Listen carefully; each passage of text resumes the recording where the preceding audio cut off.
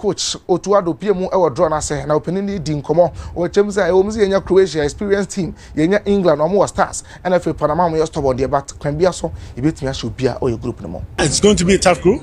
We can't take any game easy.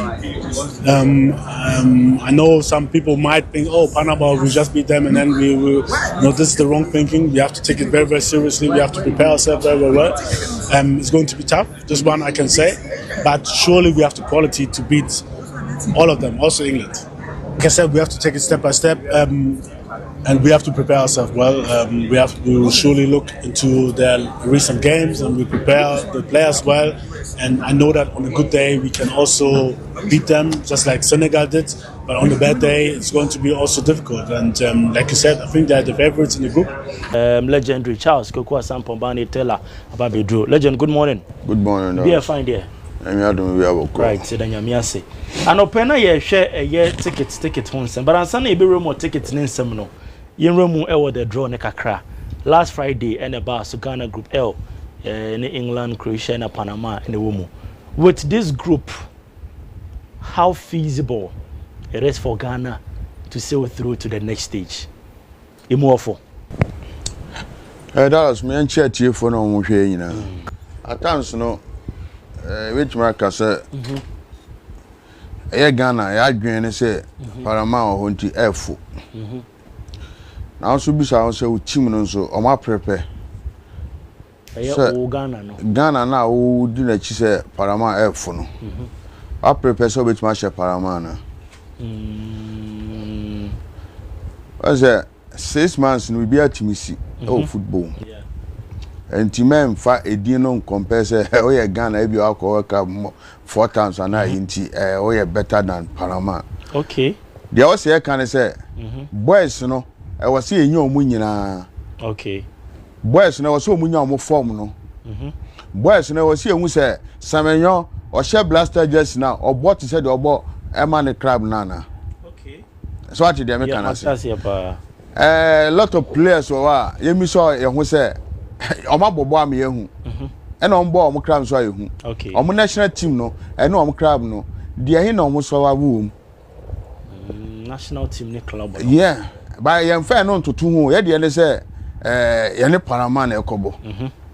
Yeah. Ye Croatia na ekobo. Ye England na ekobo. Enti ye show ya o ma sha ase afa calculator no mo check. But times run Ghana ye ho osre papa. And ye ho osre because edu ba bia o ya mente Ghana fo ase.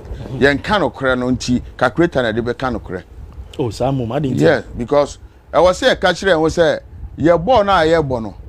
Ye hwe coaches say wo work up ni nyina coaches a ye de na LS ewum.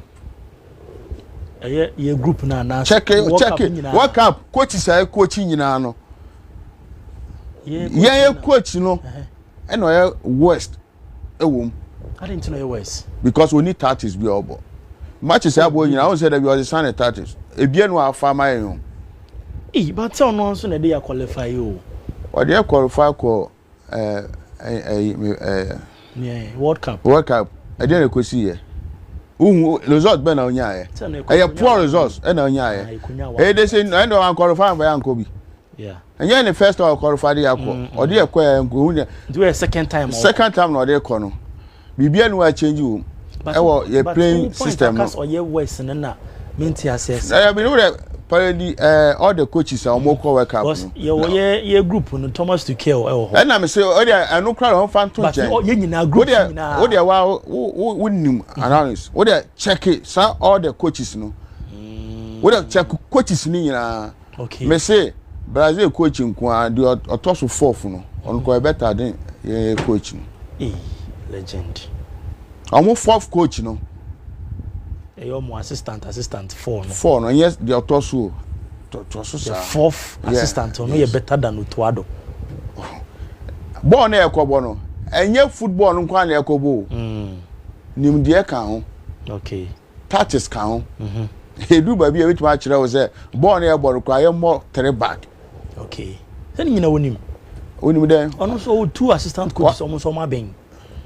Oh, negative 2 assistant coach. Negative saying. Oh, na say on fa positive bi ama no. Desmond of or de Ghana. Me say positive ben on the account in coaching you know na coaching ability kyerɛ me ye matches ya bɔ no kyerɛ me say e de na on the account wa man na ye hu say Otto Addo esi a obobo Ghana fo ani agi kyerɛ me o de kyerɛ me kyerɛ me once me mu na me nhye dan ho o de kyerɛ me once say e bia Otto Addo abobo ama Ghana obi ani agi qualify no any anigi amanfo nya o ayam hihye qualify na amanfo ani agi say ye ko US 77 obi wo a ne ho kyerɛ no obi wo nso a de wo form na so ko US na bia Yankopɔn ebetuma aboam na ebe sa no de akɔ ho mpa ebo na ye boy ya de qualify o banye tatis so that say edu ba bia ye mfa no nto nkyɛ ne hu sɛ ko na ye kɔ no say ye see ye ne to Otto Addo so a de okoye no be no West asin de ye ko sisi because me who ye players and say ye players no ye players as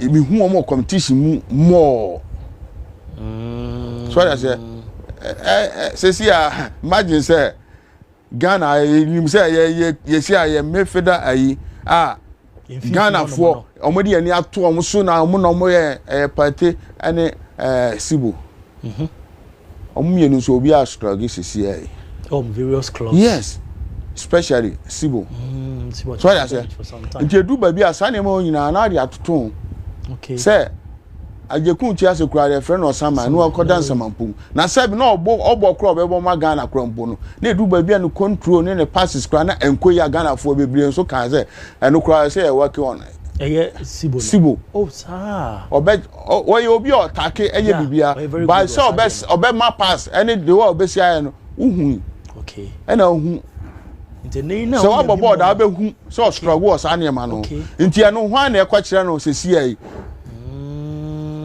boy you na isi awunya bi mo e otifie wow so that say edu ba bi asane mo na ese de shape press omo no omo crabs no omo mobi okay because when England lekobo are kenku a obubu nipa be 10 e we crab no mo e we ye national team because no nkwa no hu senior players ni nyina are kenku hu che players ni nyina are kenku no hu senior players ni nyina Basi so Kudus hu che omo so dabi Kudus hu nya Kudus ane Kopama difference be no Chemi Kudus ane Kopama difference be no but currently former Kudus kitan Palma ni bi currently ye pe current form ye obi wo say movement of start no the problem is e call up sir e bi no Kopama okay because now we plan afi na oba okay this only if you crampo no Marco Rashford crampo anu mpo a sabio omu yi ne twenkren kra sisia no the form no ye the form na ne semenwom de na e compare o onu kra te bench o so what is it you do bia en kan kire boys so omunyira omo okay because work up na ekọ no ye mfa edin na ye mfa no ye mfa na prayer we agro ne form so that is because o show defenders from your keeper to ebia your midfield what dey hwe aye wom okay what dey wa hwe 2 hwe 3 now the confesi team bia I was so you careful okay and makasare nye mroso by the can say boys and you know no munya om crabs no more because your players no more na your person om call work up no munya tete bench be tete bench and they say and you huni na so mba yiro mo because we have just 6 months until I make 6 months bibia timisi be possible yeah so what I say 6 months bibia anti me enfan share team say ye kwahye we sa niema no na yaka sa na da bia kwa na kwa difficult am I players because you better to imagine say Panama there I was say show mo ye show ma any Croatia na bia ye nya draw ye nya draw ye nya 5 points check calculation and more calculation no work out in fact calculation ko ye the modern one na eko group no mfa say see ye ko world cup a intimi show bia ma men kan so won chi Panama intimi je Panama me ba Otto Addo intimi je Panama e individual dia e betimi saying so individual say could so afa ball no are taking on say do and die omo ye nda obefo e bia same yan afa ball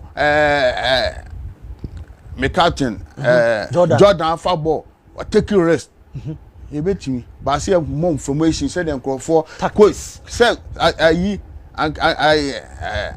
Brazil coach Ancelotti ebi on bench now Hakachi the third coach say ko yesi a obekọ akoye no ye de na ebi ni wo da ben na say blaster ball match na John Peter sorry say or commando obi o parking so yesi ontimi because boys no on boro no so legend asama o kan me self na watwe madwensi so because me who John Pencil so yes I didn't touch like ebe no who da o because boys no omu John Pencil say John Pencil no that be sir ofe o no, but regardless they are your assistant coaches regardless and na make Ghana and wanya coaches omu ye bold omu nim the way kasa coach bi on wait ma fa blaster there ade a perform well because boys no obia boostu na you say oye as a pride yes or your top player I share boys no say me boa obia o mo bi pro on crowd o ba national team o kasa no ko team say o kire say oye professional wow because of your Sanya Mariam fa ma for ma because the o Kudus na ga England coach no to clear ka say sa ebia o mo Kudus any party any Jordan Moma Ghana yeah pa mo no me banka obi kura be ka say akokoda so that say but you see the boldness to care what to drop some of the players so boom no it we be kura be na so am friend yeah one friend no my better explanation yes but born so boy without Bellingham and he won yeah no so that is the statement any friend is a coach or boss I see obetuma bench key player on the team and so still about winning game no wow but say you should get bold or try to get bold games be a one free party one free party somebody okay but no one free one party oh no cry me bamba one free party cry chorus no free party na the court time cry yi me boa Ghana ya na e ko am say on free party force so just say Ati edu ba bia yenya kasa no ye ni boys ni nkasa ni man krofo nti o won say ball no enya ano ne de ball okay enye say oh me has so folk nti me ne bechem United Croatia o say me de has e she bechem okay bi ye mfa sa ne man compare bi agrone form okay o modern ball be ma results okay nti ye ni boys ni nkasa na o munya o team na o mbo no perhaps no munya bi mo na o form na emra so because form na ye de qualify no ye de call the Bear West. Yes. Okay. Now, unim draw yamu ne gusu ayewo no. Ye wie draw no ofi ha na. Me tie some of the radios at UK, Sky and also BBC. Let me tie what they are also discussing. Na me say as a year wa na ye discuss say omo ye tough no. Omo so discuss say ye tough. E bia ye wa ye hu say ye tough ana accident. Tough no mo kan kire emre bi atwam. Because they mentioned Kudus, they mentioned Semenyo, they mentioned Pate, they mentioned Kamaudin, they mentioned Fatah Ishaku. Send a one my earbo Jude Bellingham. Me ba Sangro for a mom me hu a. Qualify say man on boy no. Enya ayi EPA match in e kan o. We World Cup. World Cup na e kan. On be she Ghana jersey, on ko she bomb of jersey o. And on ko she Tottenham jersey na o dey bo. No kwenya obi a obetumi amano correct pass obi a obetumi ade amano say bra na ko a coach bi ogina nchen a homa structure of bench wo say Kudus o ball nya ye ni say ya be come ma say sanya man na e kan okay enu ne dey compare there you players okay dey be say me see the players you players but obeye amaya hu ye players ni ye no e na aka I see ni obeye amanye hu players ni players no and aka because say tissue kofa ebia Nottingham Forest Mayfielder no Manchester near you here ni Nottingham Forest and they see obo mo sexy no Forest England national team no okay the Manchester Epeno. One baby yeah. But the first year coach ne friend no or deliver au bia ni no. Na ye nya bisada. Say Zibo so by and send a first performance about be deliver. So no real Oviedo. Me mid table team. Me that be o me I am a mum for adwen ko say bia ye kaze onye good you. So comparison now cause my friend from Forest or buy or be deliver. O deliver ye na Zibo so buy and Zibo buy o fa bia yi say obi e kaze the attack ye good and the passes nye nti wan e be kire nsa ade nsisi ye. Otto Addo ne Desmond of na John Payne. Nti o metima akwa kire nsa Zibo bra na yan kire the why possible. That is why they are there. But they are not there for that. How? Now I oh kusi we pia wiada. We pia na ya bonija. So what you say? Sanity. Okay. Nti say ye am fa pressure am fa pressure ko press no so. On be body am pe. Okay. Okay. Me da bia sana me kan. What point? On be body am pe because the am bo no. Ghana fo bebre mpe by a qualify kwa World Cup. Advantage ewom. Nti obi a support say blaster monyine mo. E na pese e ka show mo. Na say e ka bo na e de qualify na. E na hwe Otto Addo mo. E na say omo na nko mu coach say ye nsha. Aka me sure say betima qualify. Wow. Because the German say anka onyere no ho na nka onye no wantimi. But we no am for the pressure. Okay. And the my boys who said that be young queen and one any the individual brand normally the qualify. Individual brilliant. Yes. And I'll be at the addition my team qualify. And then praying. So opportunity. Say yes, I cry or technical team nimo. To a fubi ewo team nimo. Ebia take a decision bia before the World Cup no. Legend. And can then I'll be. Say technical team no. Ai ebi amount to me bi say yes akraye bi ebi amafutu bi mra share your ideas bi a kada na obeye. Oh the American say me mom de me Jimmy nka se ba bi Otto Addo team na kodu no yenyi nim free o. So what I say because the only at the you know or nsa kwa. No ye do homa de. Yeah. But me the American say I was so yere no. So what you say? One year and one chile say they will be see a control boys no. They will be see any boys na kasa. What you say? Because a do baby and you born nkwane ade show park no so. Okay. Kasa can be. Okay. And nti na be hu say obi bobo Ghana wan an kasa gatu so ni bobo. So obi akan ba na obo. Okay. Obo na setting boys mila na obo ni nyina. So because of a juma de man so nya na oye. Coaching fi say no obeya obenya results. Okay. And you say boys no, who fi say obi o te bench na better than obi a all start. Now obenya results a masa ni pa na de. Man chance no say de. Emmo. Okay. Me anu na mpese me hu. Okay. So now yes, near who say me pese me hu so Otto Addo. So na touchline. Ne bi abet trans kakra. Na I send coaches no and so ye bi ni ehun say almost so mutimi kasa kire boys ni bi. Let me say me who Desmond once or twice bi. I know ye bi on be sesan. Okay. On be sesan no akọ say. So no gina on say o command say Kudus. Ebi o fe Kudus bla bla bla chi betaki we. Ebi kra ntimi nsi. Okay. Sisi a o mie no obi na obetuma yes ade no. Wow. Because on all player no respect player no more. Okay.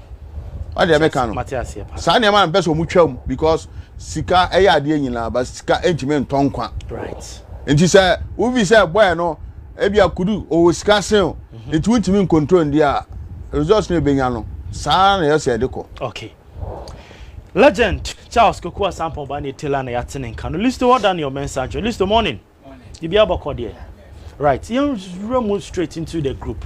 Ebinum say you fall ebinum so you fearful to you as a Centurion. You way a place, a one more place here. 6 months to go. How do you describe this group?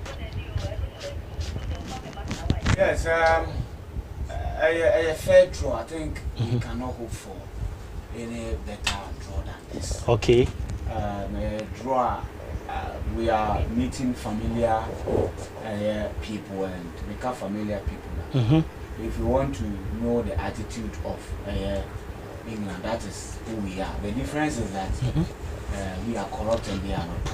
Oh, listo. That is the only difference. Corruption. No?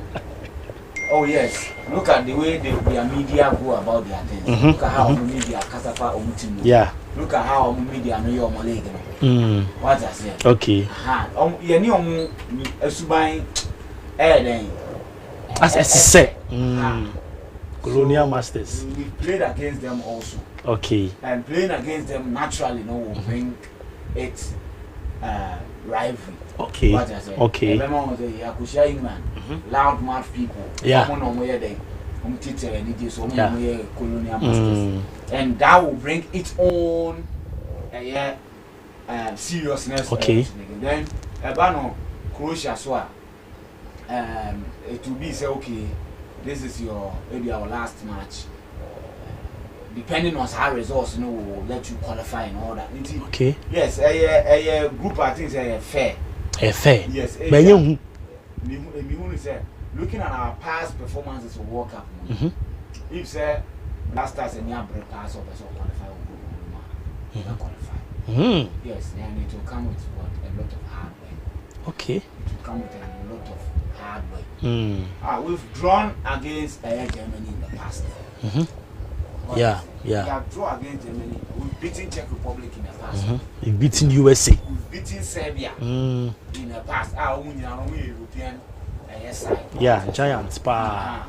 It's a fair group. But we need to do a lot of hard work. Okay. We need to do a lot of things. Okay.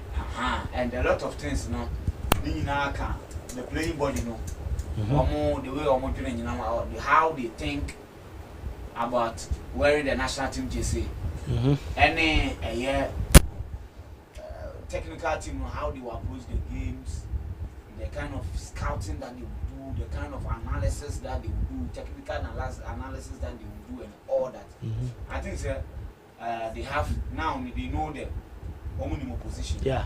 And thanks to God said that 4-nation tournament near Kobo, we played against a Caribbean and Northern American side. Okay. Panama. Yeah. Right? Yeah.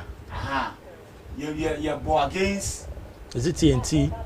Yes. Trinidad and Tobago. Yes, you're against Trinidad and Tobago. And only now I'm born no day. Similar. Okay. What I say. So we know how they are. And I make us say Croatia, so then it's a Croatia of 2018. Okay. How much call finals? Call finals. Team no. Yes, no. Age.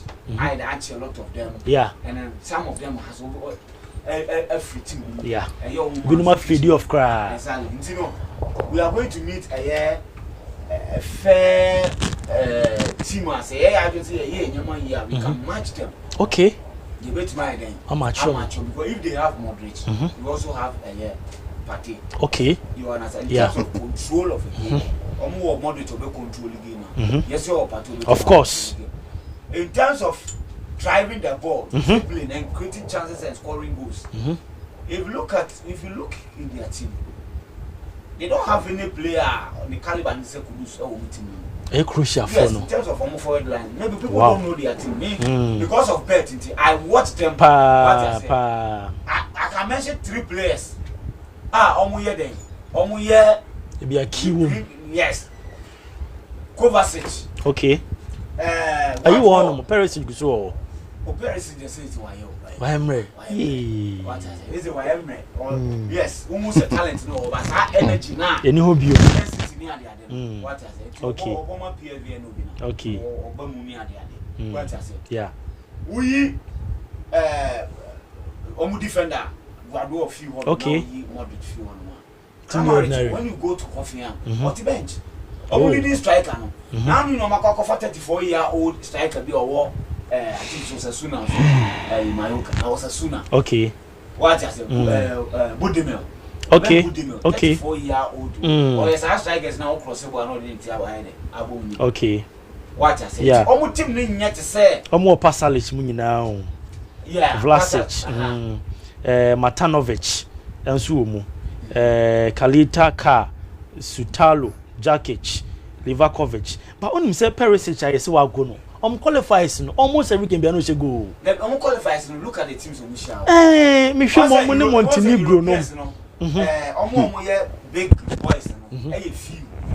Germany, France, England, England teams are on Michelle. Yeah. What I say? Who was the big team on Michelle? Serbia.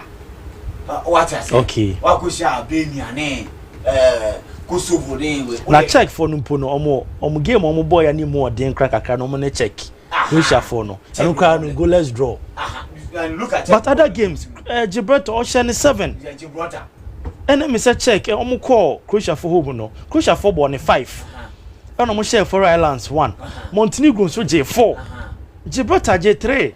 Oh, these are almost big win and almost in table for now. No much I see all the time. No, you see England. Say over to say England. Yeah, World Cup qualifiers England.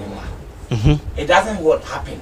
Because teams don't know any of the big teams are near there. My penetre say, be Switzerland and I say Norway, Italy, Aquacushia. Okay. And no way neither. After once two big teams are Aquacushia group because I want one country there. Okay, me England for so dear no. England Andorra 2-0. Almost share Serbia 5. Now the onka what dia share the onka. Who question Niger money a year. Comoros. Four Latvia, Serbia, Wales, and Albania. 4. Yes, we are saying. You need 8 and yes, you need 8. You about 10 games. Because you need Comoros, Central African Republic, Madagascar, Mali. And also the difference also is that has the traveling distance. When you say, hey, trip back if you are Kenya.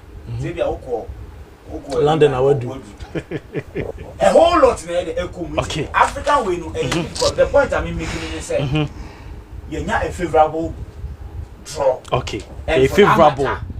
We should tax those managing the team not to go and repeat what they did in Qatar. Omukoye fanfare. Me sure say now Dr. Randy Abbey no yeah PRO Ebra ye call 2006 worker. Okay. 2010 munya no mudima kuti. Steven Apia no e dey account.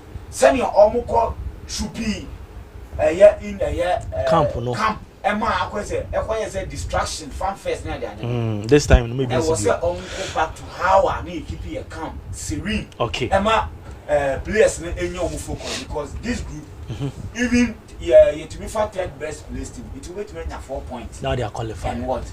And qualify okay. As one of the third best place teams. Right. But I see break. Now draw no. Your group L on Group L. Group L. England. Yeah. Croatia. Yeah. Ghana and Panama. But say Panama beja on. Okay. So these are fixtures. Say na ye England game no no say be ball LBMO stadium. Yeah. Ewo Toronto. Okay. Na ne tie ne say he say no match day 1 no ye ball Panama or Toronto rather. Oh okay. It's in England they na think ball BMO Toronto ne asesa. Asesa because if for no almost schedules no mudi kind of buy no. Omo ho ne bi mu ebe crash or some venues. Oh okay. No some sesa mu kakra. Yes. Inti there was a fixture na security from the sports ministry. It wasn't wrong. Okay. It wasn't wrong. But in Sakrina FIFA for year and affect sa fixtures. No. Oh okay. So this is the official one. Okay. First match 17th June. The Three Lions and Croatia Beba saw Dallas. Ghana first game 17th June yene Panama no be so Toronto. Wow. Canada. No na skin mobile meski buy omoka Toronto. Toronto. On a side game no be so.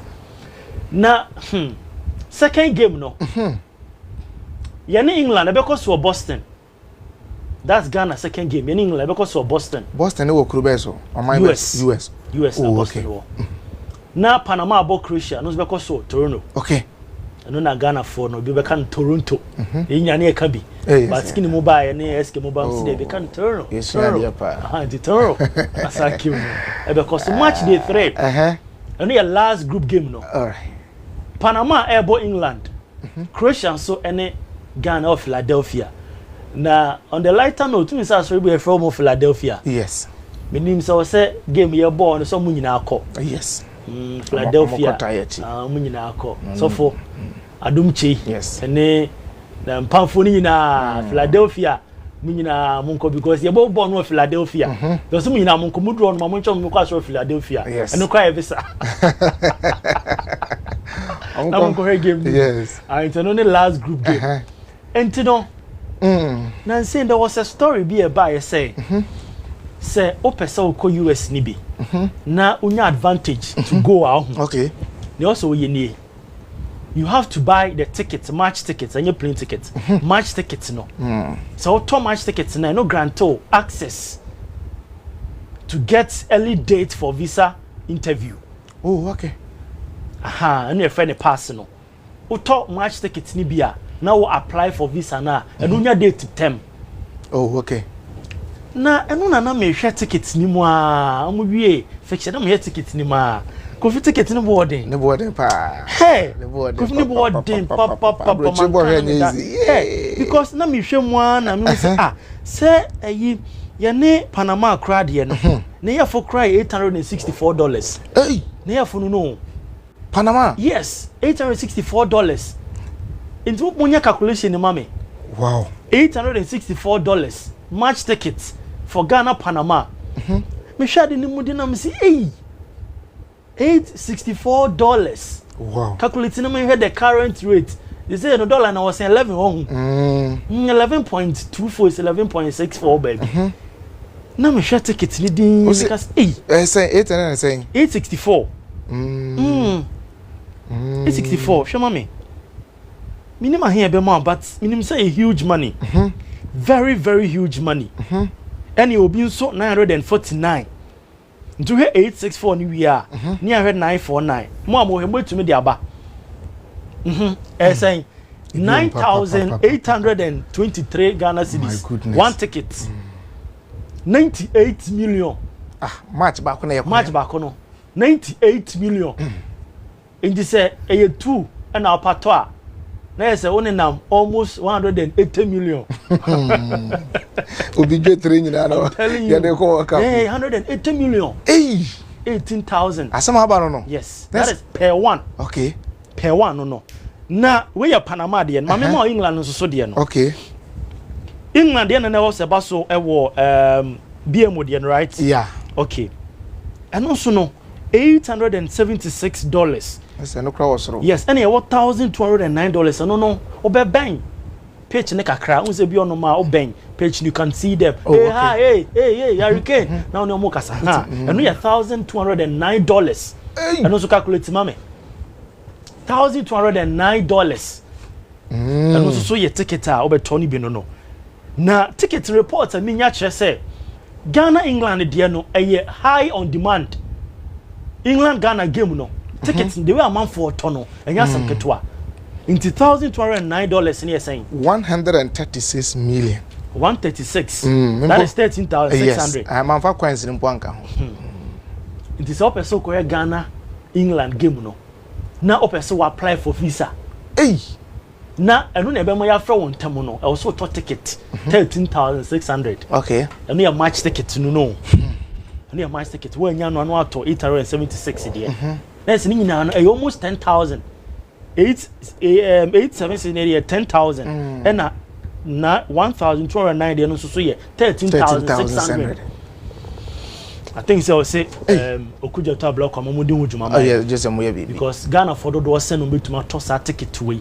13,600 no more to media com document to apply for visa and sana ya mom date in term that's a huge and yes ya more date auto ticket na more date in term one nya ticket na count na say wo date na we ye beba no na ye wie first two games no correct na 13,000 coffee na say going to the World Cup a problem yeah but obenya ball no bi so ahwe wabra wakọ no yes and see a problem wow tina was aban no omo intervene omo intervene pa ska FIFA for the bema aban no so mo ntwe bi omo ntwe bi farmer supporters no misa na e madwen because anya sa pa dia in as much as the government would definitely fund of the some of the supporters no the person do do na nko dia the government also should intervene in some of the tickets because 13,600 na minimum wage is okrum ha 13,600 so we Ghana yeah 3 group games now over 30,000 yeah in way obi salary a whole year mponya 13,000 a whole year so every month you trying to cut 1,000 per a whole year saying